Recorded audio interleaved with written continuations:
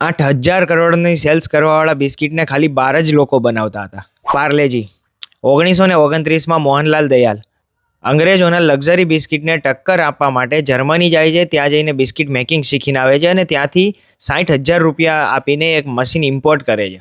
ખાલી એક મશીન અને 12 લોકોથી ચાલુ થાય છે પાર્લે. પહેલા બિસ્કિટનું નામ પાર્લે ગ્લુકો હોય છે, પછી એનું નામ ચેન્જ થાય છે અને પાર્લે જી બની જાય છે, જી ફોર જીનિયસ.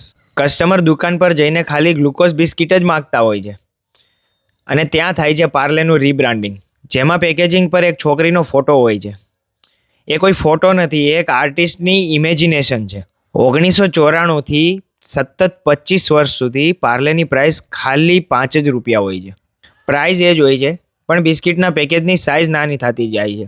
પણ કસ્ટમરનો ભરોસો નહીં. પાર્લે ઇન્ડિયાનું આઇકોન, ચાનું બધાથી વફાદાર સાથી. જેમ ચા સચિન તો પાર્લે સહેવાગ.